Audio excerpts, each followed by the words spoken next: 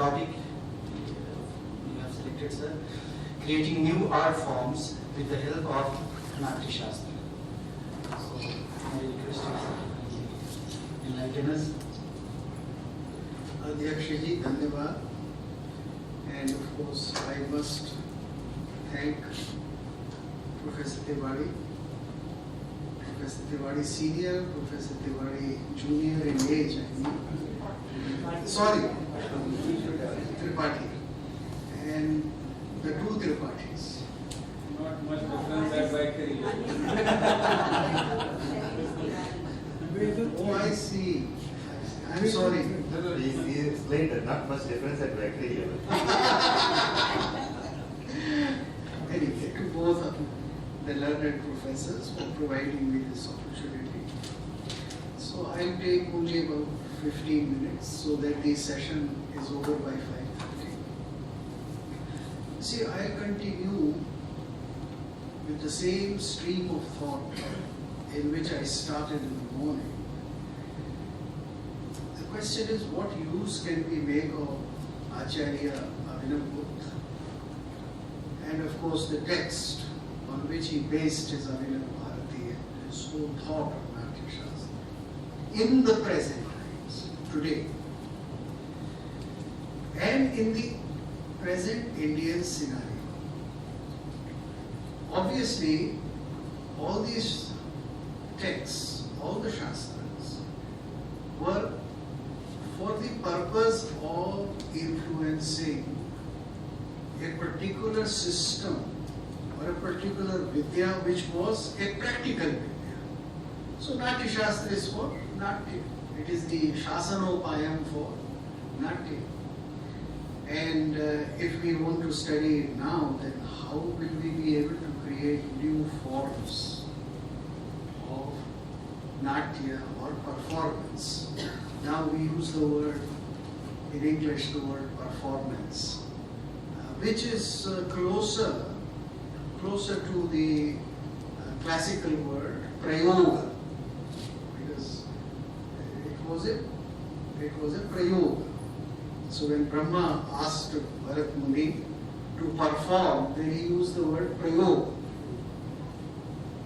that you do a prayoga, and he did the prayoga of Amrit Manthan. Now, how is all this tradition going to help us in present day situation? We have several art forms, traditional, in our country. I mean, we have classical dance, and we have dance which is, let's say, in the countryside or in the homes, and which, under the impact of German anthropology, we have started calling as folk, right? Then we have forms that came from the West. We have theatre, urban theatre, played in Delhi, Calcutta, Bombay, Madras, etc., which was patterned after Shakespeare, and then our writers, Jaishankar Prasad and several others in different parts of the country wrote plays and scripts which continued in that. Rabindranath Tagore wrote a mixture of the old and the new, because he combined music and the spoken word. Now, from here, how do we move on to a more innovative, a more creative system? Can Natyashastra help us? Is there any way? And then the great commentary of Abhinavabhuta, can this help us in the ideas that Abhinavabhuta has developed? Can this be of any use today? So this is from where I start. Now, if you want to explore this problem, then you would have to go back to theatre as it was practiced in Abhinavabhuta's time. That it was not a theatre, or it is not playwriting or drama as we think of it today. Today, for us, theatre virtually means something in which the spoken word, vachik, is almost 70-80%. There is some movement. There is something in the background, like maybe a little set or something, which could be called a harya in older language. But a whole lot of things which existed at that time, as angik, vachik, sattvic and aharya, that total unity, which is a unity of the spoken word, which is the unity of the visual, and visual which has a particular signified meaning. See, it is actually a signifier. Saussure got all these ideas because he was a professor of Sanskrit poetics. He could not have written, these fundamental structuralist ideas without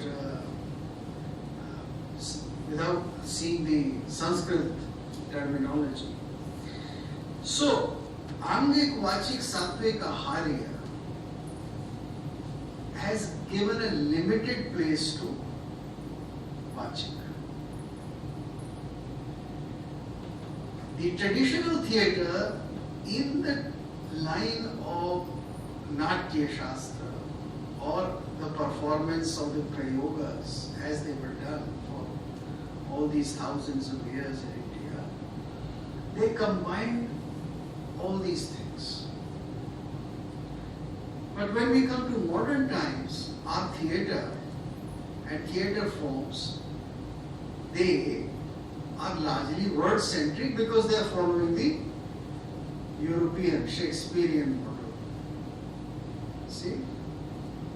Till almost 1970 in India, in the cities, all theatre was speech, largely dialogue. So theatre was dialogue and a bit of movement and some small little bit of acting. But it is speech which dominated. So this was the art form. Then comes a time when people introduced music into theatre. Now, how did this happen? We thought that this has happened under the influence of some Western ideas. But how did this happen in the West? What happened in the West was under the impact of Natyashastra.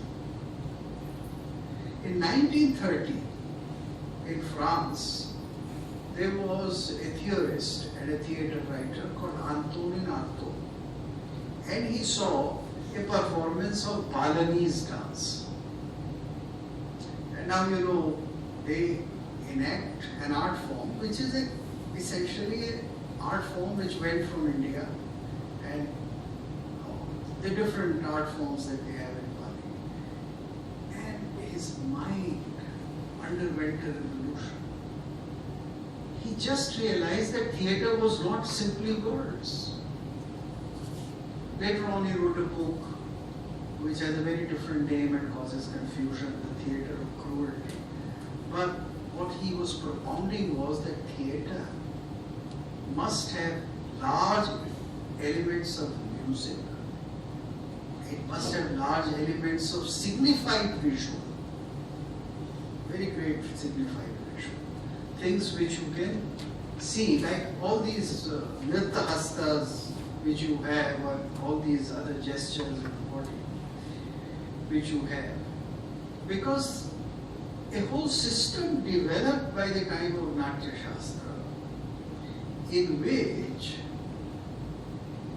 apart from the theory of Shabda Brahma, which only concentrates on the Shabda or the spoken word, another new dimension had been added.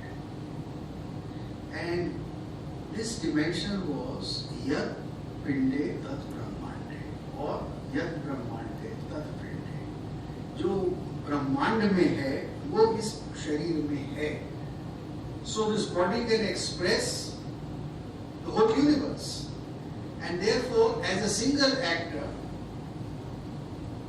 as one dancer, as one nut, I can talk about the whole universe through my gestures, through my speech, through the costume that I am wearing, and what is around me. So, from just the word, very early in India, we had developed the multi-channel concept of communication. See, communication again, when they start thinking of communication in like socio and structural stuff, then they think only of the speech. It's the word they think. It's the word is the signifier, and then there is the signifier. So Shabd and Arth. But in India, the practice had been of the visual as well as the Shabd, and the meaning contained in the visual and given to the visual through gesture, through dance, through everything. So Natyashastra developed a multi-channel system very early, and it is within this system that Abhinav Gupta is writing. You see, when you talked about the phonemes, and these phonemes are located again in the body. They are again located in the chakras. And there is a whole system in yoga that when such and such chakra is awakened, then such and such words or such and such kavarga, chavarga, etc., they will emerge, they will be heard. And there are so many texts on it. So this again places just the spoken word into relationship with the visual, with relationship with music, expression of meaning not specified or dictionary word or vyaktartha, vyakta, which is in Shabdakosh, but avyakta also. जब आप संगीत गाते हैं, आलाप होता है, तो आलाप में तो कोई शब्द नहीं होता, लेकिन वो निरर्थक तो नहीं होता, उसमें अर्थ है, वरना इतनी देर आलाप क्यों सुनेंगे आप? तो उसमें काकू प्रयोग के द्वारा है, वो 17वें अध्याय में उसकी व्याख्या अभिनव भारती में आपको मिलेगी। A multilingual system of expression, because we can reflect the whole world and capture the whole world through this system. This was the idea of Natyashastra. Now, in the creation of new art forms, such a theory is far more helpful than theories which restrict art forms either into single medium, like the word, poetry, spoken poetry, or reading an epic, or just something which is word oriented, or something which is just sound but no visual, like in music. So the whole concept of Natya has been right from the beginning. Drishyam chayat shravyam bhave. The art form is visual as well as to be heard at the same time. Here Natyashastra becomes most useful in the creation of new art forms. First example, Indian films. You see, when in 1913 or so, I think the silent films came to an end around about 1930 or so. Raja Harishchandra was, I think, the first word in which, the film in which right from that time, you find that there was a marked departure from the Western film. The Western film continued in the old fashion of Western theatre, European theatre, in which the emphasis was on the word, center. It was, word centric, and some bit of acting. But when Harishchandra came, and later on film came, music was a very great content of And ever since then, there has been no Indian film, successful film, which is not full of music. So you bring in music, you bring in dance there. Mughal-e-Azam is the, thank you sir for reminding that, that is the classic example. I once taught a course in University of Louisiana on Indian films. So I had to give an account of Indian theory of performance. And I took Mughal-e-Azam as the best example because it has the best dialogue, most literary dialogue, very fine dialogue. And then Mohibanigat Pe, the music, so all those songs based on pure classical raga. Noshad Ali did a great job of it. And it has spectacle, drishya, aharya. It has all those qualities, and of course it has bhavodrek, which is the heart of theatre. Unless there is, an upsurge of emotion, there can be no rasa. So it has all those qualities. In other words, Indian films, as a matter of fact, are Indian films because of Natyashastra. Next, how do we now combine all these elements in order to make new combinations that you can possibly produce? For instance, now what has happened is, we have taken some traditional art forms, like Bharatanatyam, where the dancer dances but does not sing. Although there are art forms in India where the dancer sings also, like Pandavani and others. She sings. And then there are art forms which go back to the Natyashastra tradition, but they are not part of the urban sector, and therefore they are not part of the large consumption. Now I think it is here that Natyashastra can be very helpful. Talking of Abhinav Gupta, in the Abhinav Bharati on chapter 24, where he is talking of Samanya Abhinay. See, Samanya Abhinay is combination of Angik, Vachik, Sattvic and Aharya. And then he goes on to describe that there are no limits to it. And he ends up by saying that even Brahma cannot conceive of the permutations and the combinations that can be made by Samanya. Now, if you apply the same principle, you can create art form after art form in which you have these different elements.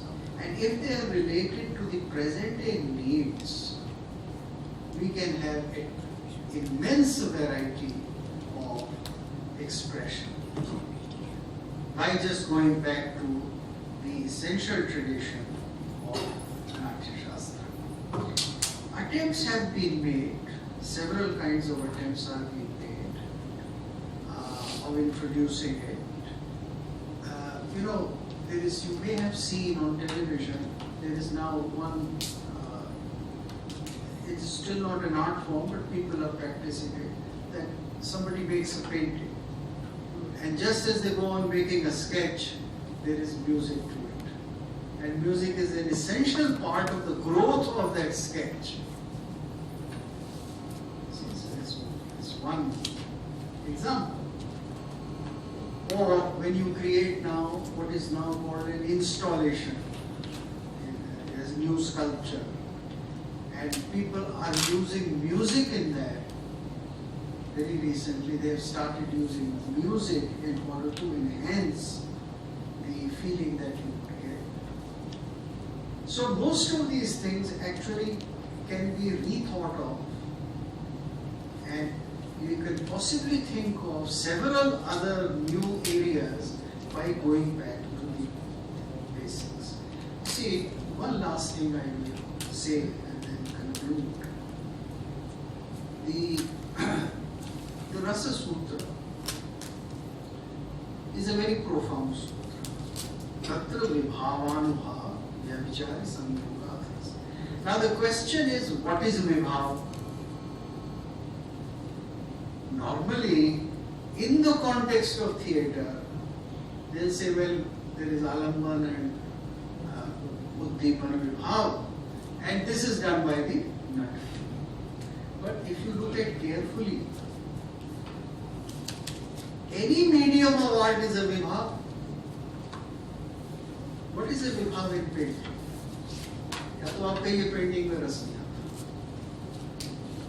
और अगर रस आता है painting में तो कोई विभाव तो होता होगा. So color is the vibhava, line is the vibhava, the texture of the canvas is the vibhava, or the medium, the kind of brush that you have used, whether it is a painting made with watercolors or acrylic colors, all these are different mediums. And then the effect that it has on your further thinking and emotion and your imagination, that is the anubhava. Of course, then the sthai and the sanchari is something which you feel. Sthai and the vichari is what you feel.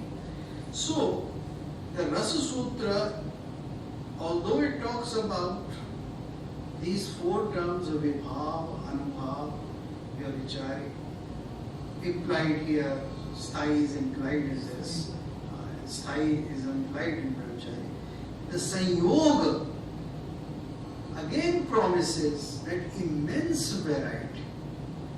Because why should we say that it is restricted to theatre? That vibhav here only means the nut. There is no reason, and this is not the practice. Because all other art forms that have developed, dance and sculpture and music, they have all used different kinds of vibhavas. Even pure music has used that vibhava. And we can have new vibhavas because there are new mediums of expression today. Not just film or television, but as technology may give. So the immense variety of making this combination is promised by the Natyashastra, the fundamentals given there, and Abhinav. Thank you very much.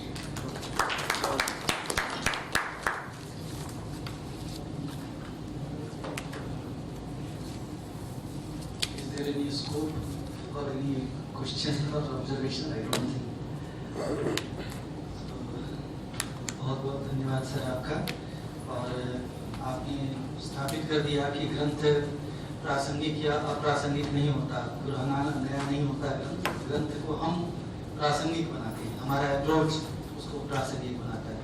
Innovative हमारा approach होना चाहिए. वो इतना प्राचीन ग्रंथ भी हमें अर्वाचीन लगता है और उसमें अपार संभावनाएं आगे की कार्य करने के लिए, आगे नए प्रयोगों के लिए. और वस्तुतः संस्कृत के किसी भी शास्त्र ग्रंथ ने द्वार बंद नहीं किए, बल्कि संभावनाओं के द्वार खुले. इसके विपरीत कि नया से नया अद्यतन जो भी समसामयिक हो उसमें समाहित होता चले और नए नए रूप उसके विकसित होते रहे. तो इन शब्दों